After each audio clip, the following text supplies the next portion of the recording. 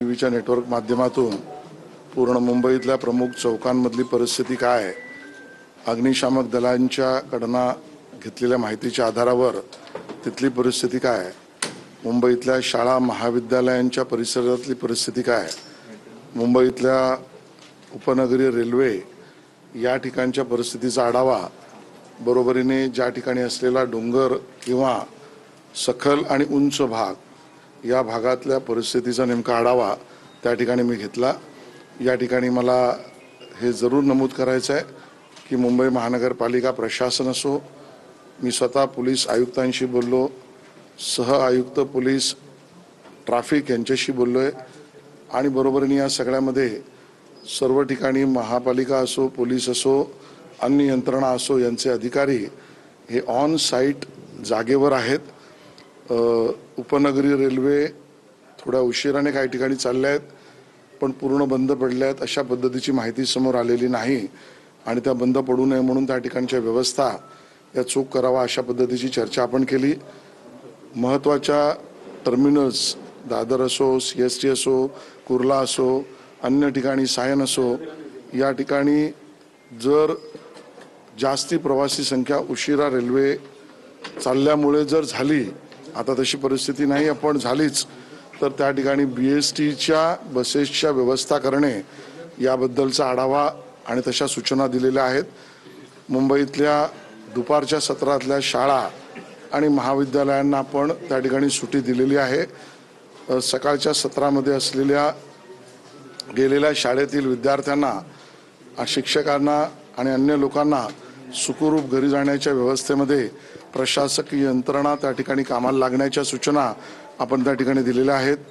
मुंबईतील गांधी मार्केट असो, वडाळा असो, अंधेरी सबवे असो, हिंदमाता असो, अशा काही ठिकाणी पाणी जरूर त्या ठिकाणी तुंबलेलं चित्र आहे।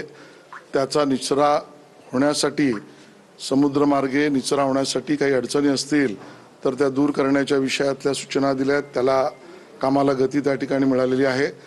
काही 40-50 ठिकाणी फांद्या आणि काही ठिकाणी झाडं ही पडल्याची तक्रार समोर आलेली आहे। त्या बाबतीमध्ये जर फांद्या किंवा झाडं पडून त्या ठिकाणी रस्ता किंवा फुटपाथ अडथळा निर्माण झाला असेल तर त्याला इमिजिएटली कटर्स लावून त्या रिमूव्ह करणं याची व्यवस्था उभी करण्याची सूचना दिल्या, त्याही कामाला आपली यंत्रणा लागली आहे। एक माहिती समोर नेपीएनसी रोड आणि त्या भागामध्ये त्या ठिकाणी CPWDची असलेली वॉल झाडावर पडून, झाड पडून कोणाला एका इसमाला दुखापत झाली आहे आणि ती कितपर्यंतची आहे त्या सगळ्याची माहिती आपण घेतो आहोत। त्याच्यासाठीच्या रचनासुद्धा त्या ठिकाणी लावलेल्या आहेत।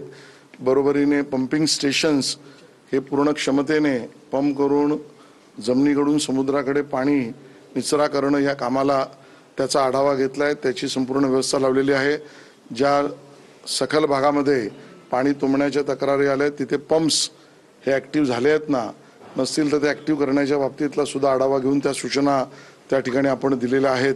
बरोबरीने या सगळ्याबरोबर BST, ट्रॅफिक या सगळ्या विषयामधली सूचना आणि त्याचा आढावासुद्धा आपण घेतलेला आहे आणि म्हणून या सगळ्या यंत्रणा कामाला सज्ज लागलेल्या आहेत। स्वतः पोलीस कमिशनर असो, मुंबई आयुक्त असो यांनी आवश्यक असेल तरच घराबाहेर पडा, आज आणि उद्या 2 दिवस पावसाच्या अलर्ट हे आपल्या त्या ठिकाणी आहेत आणि नियोजन नीट करूनच बाहेर पडण्याचीच खूप आवश्यकता असेल तर त्याला सहकार्य नागरिकांनी करावं, ह्या सुद्धा गोष्टी समोर मांडलेल्या आहेत। माननीय मुख्यमंत्री महोदय माझ्याशी स्वतः त्या ठिकाणी बोलले, मी त्यांच्याशी बोलून या शाळांना दिलेल्या सुट्या, महाविद्यालयांना दुपारच्या सत्रात दिलेल्या सुट्या या मुख्यमंत्र्यांच्या निर्देशानुसार आपण त्या ठिकाणी दिलेल्या आहेत। मुख्यमंत्री महोदय आता पूर्ण राज्याचा आढावा घेत आहेत। ऑनलाईन त्या ठिकाणी आपत्ती व्यवस्थापनाचे मंत्री गिरीश महाजन हे सुद्धा आता आढावा घेत आहेत। मी सुद्धा माननीय मुख्यमंत्र्यांच्या बैठकीसाठी आता मंत्रालयात त्या ठिकाणी पूर्ण आढावा घेण्यासाठी जात आहे।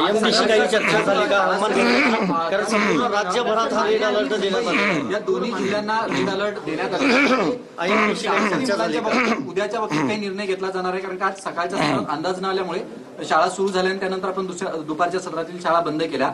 48 तासांचा हा रेड अलर्ट दिलेला आहे, त्यामुळे उद्या शाळा सुरू असणार आहेत का?